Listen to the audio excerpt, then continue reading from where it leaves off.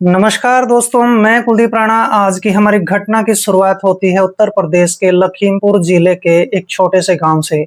उस छोटे से गांव का नाम खीरी होता है और इसी खीरी गांव में रहने वाला दलीप सिंह, जो कि एक रिटायर्ड फौजी होता है और इसकी इकलौती बेटी जिसका नाम अंशिका होता है।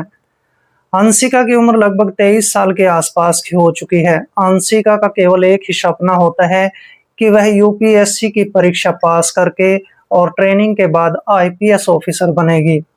और इस तरह से अपने सपने को साकार करने के लिए अंशिका दिन रात मेहनत करना शुरू कर देती है।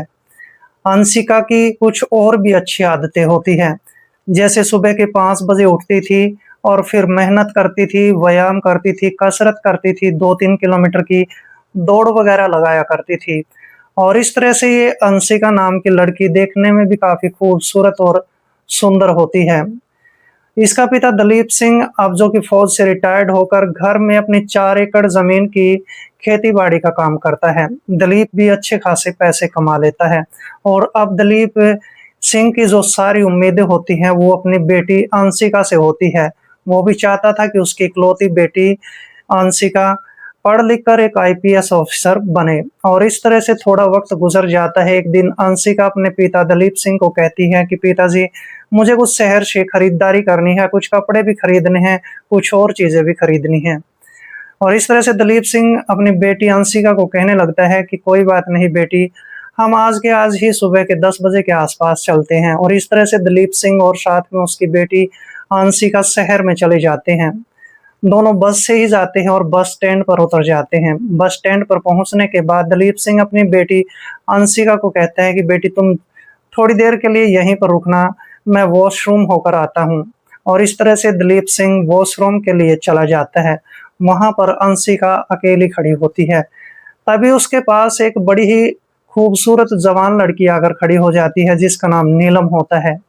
नीलम इस अंशिका के साथ बातचीत करने लगती है और देखते ही देखते वहां पर एक मनचला लड़का भी पहुंच जाता है जिसका नाम सुरेंद्र होता है। सुरेंद्र नीलम की तरफ अजीब तरीके से इशारे करना शुरू कर देता है। सुरेंद्र की इन गलत हरकतों को ये लड़की अंशिका भी देख रही होती है। अब इस सुरेंद्र की हद यहाँ तक बढ़ जाती है कि सुरेंद्र इस लड़की नीलम के पास आ जाता है, इसे अजीब तरीके से छूने लगता है। भरे बस स्टैंड के अंदर इसका हाथ तक पकड़ लेता है, लेकिन जितने भी लोग वहां पर खड़े होते हैं केवल तमाशा देखते रहते हैं। अब अंशिका को ये बात बर्दाश्त नहीं होती है। अंशिका इधर उधर देखना शुरू कर देती है। पास में ही एक अपाहिज व्यक्ति बैठा था, उसके पास एक अपनी चलने की बैसाखी होती है। अंशिका तुरंत उस बैसाखी को उठाती है और उस लड़के सुरेंद्र की पिटाई करना शुरू कर देती है। उसके सर पर भी बैसाखी के साथ ताबड़तोड़ कई वार किए जाते हैं। उस लड़के का सर फोड़ दिया जाता है और उस लड़के की वहां पर जमकर पिटाई हो रही होती है। सभी लोग तमाशा देख रहे होते हैं। 2-3 मिनट का वक्त गुजरने के बाद अंशिका का पिता दलीप सिंह भी वहां पर पहुंच जाता है। इसके बाद दलीप सिंह देखता है कि उसकी बेटी अंशिका उस मनचले लड़के की खूब जमकर पिटाई कर रही थी। उस लड़के के सिर से खून बह रहा होता है और अब दलीप सिंह वहां पर पहुंचने के बाद बीच बिचाव करवा देता है और फिर अपनी बेटी को डांटने लगता है। कहने लगता है कि इस लड़के ने तुम्हारे साथ तो बदतमीजी नहीं की है। तभी अंशिका कहने लगती है कि अगर इस लड़के ने इस लड़की नीलम के साथ बदतमीजी की है तो कल ये मेरे साथ भी कर सकता था, इसलिए मैंने इसको ये सबक सिखाया है। और जितने भी लोग वहां पर खड़े होते हैं अंशिका की बहादुरी को देख रहे होते हैं, उसकी बातों को भी सुन रहे होते हैं। तभी सारे लोग तालियां बजाना शुरू कर देते हैं और कहने लगते हैं कि ये लड़की बड़ी होकर कोई ना कोई बड़ा कदम जरूर उठाएगी। लेकिन दलीप सिंह और उसकी बेटी अंशिका नहीं जानते थे कि भविष्य में उन दोनों के साथ, यानी कि अंशिका के साथ और उसके पिता के साथ क्या होने वाला है। लेकिन आज के समय में तो दलीप सिंह और उसकी बेटी इस शहर से शॉपिंग करते हैं, खरीदारी करते हैं और खरीदारी करने के बाद शाम के समय अपने घर पर लौट आते हैं। और इस तरीके से थोड़ा वक्त गुजरता चला जाता है। इसके बाद ये लड़की अंशिका अपनी यूपीएससी की परीक्षा देती है, यानी कि यूपीएससी का एग्जाम देती है। और जैसे ही थोड़ा वक्त और गुजर जाता है तो यूपीएससी की परीक्षा पास कर ली जाती है। अंशिका की खुशी का ठिकाना नहीं रहता है, लेकिन अंशिका नहीं जानती थी कि आने वाले भविष्य में, आने वाले कल में उसके साथ क्या होने वाला है। और इस तरह से अंशिका अब अपने पिता को कहने लगती है कि पिताजी, मैंने यूपीएससी की परीक्षा तो पास कर ली है, लेकिन 2 साल की ट्रेनिंग के लिए मुझे बाहर जाना पड़ेगा। इसका पिता कहने लगता है कि कोई बात नहीं बेटी, ये तो मेरे लिए गर्व की बात है, तुम ट्रेनिंग करने के लिए जा सकती हो। और इस तरह से ये लड़की अंशिका अपने घर से कुछ सामान पैक करती है और यूपीएससी की ट्रेनिंग के लिए निकल जाती है और वहां पर जाकर ट्रेनिंग करना शुरू कर देती है। 2 साल तक अंशिका ट्रेनिंग करती है और फिर जब ट्रेनिंग पूरी हो जाती है तो ये लड़की अंशिका अब आईपीएस ऑफिसर बन जाती है। और फिर इसके बाद जैसे ही आईपीएस ऑफिसर बन जाती है तो इसकी ड्यूटी, इसकी पोस्टिंग लखीमपुर थाने में हो जाती है। इसके बाद 2-3 दिन का वक्त गुजर जाने के बाद अंशिका लखीमपुर थाने में पहुंच जाती है और थाने में पहुंचने के बाद जितने भी वहां पर पुलिस के कर्मचारी होते हैं, कांस्टेबल होते हैं, हेड कांस्टेबल होते हैं, उनसे मुलाकात करती है। लेकिन ये महिला जो अंशिका होती है, दुनियादारी के बारे में इतना इसको नहीं पता होता है।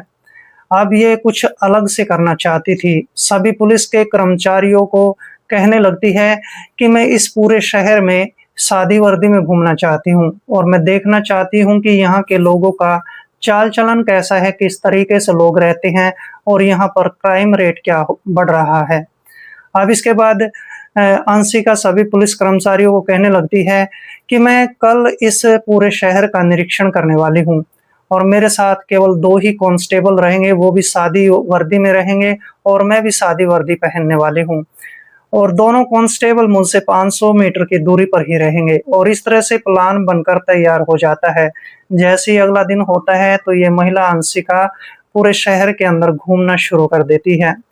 जैसे ही घूम रही होती है तो 2-3 घंटे का वक्त गुजर जाता है। अब इसको भूख भी लग जाती है और फिर इसके बाद किसी अच्छे से होटल को देखना शुरू कर देती है। जैसे ही होटल को देख रही होती है तो पास में ही एक कॉलेज होता है और उस कॉलेज में पढ़ने वाले 2 छात्र, जिनके नाम नीरज और कालू होते हैं, दोनों ही छात्र कम से कम 21 साल के आसपास के होते हैं और ये दोनों इस महिला अंशिका का पीछा करने लगते हैं। नीरज और कालू को इस बात की खबर नहीं होती है कि ये एसपी महिला पुलिस ऑफिसर है।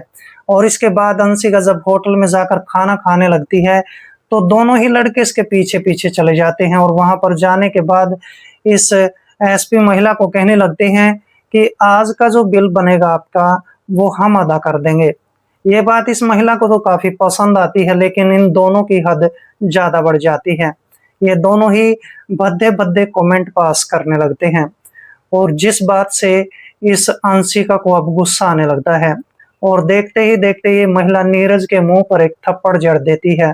अब कालू को जैसे गुस्सा आता है तो वो उसका कॉलर पकड़ लेता है और कॉलर पकड़कर घसीटना शुरू कर देता है।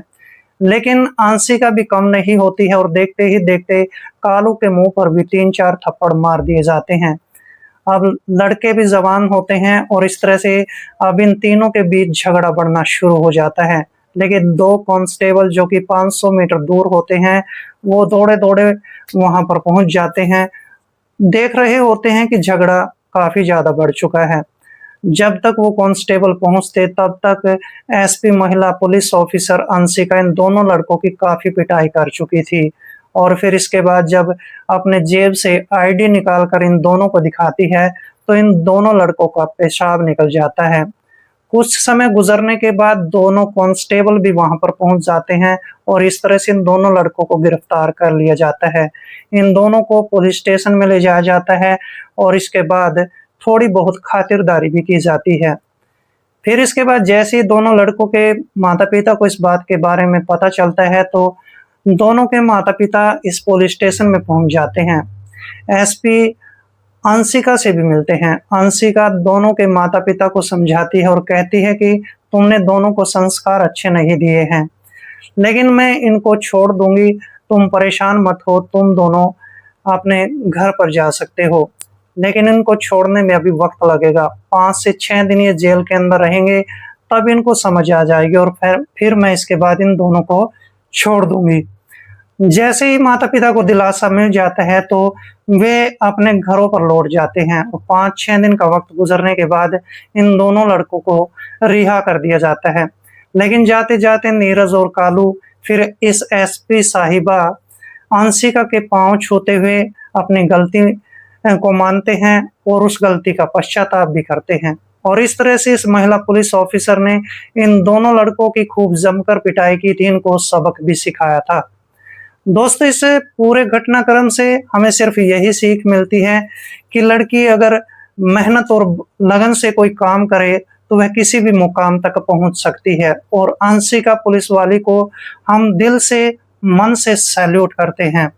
दोस्तों, इस घटना को सुनाने का मेरा उद्देश्य किसी का दिल दुखाना नहीं था, बल्कि आपको सजग करना था, आपको सतर्क करना था। मिलते हैं किसी ऐसी घटना के साथ, तब तक के लिए दोस्तों जय हिंद, वंदे मातरम।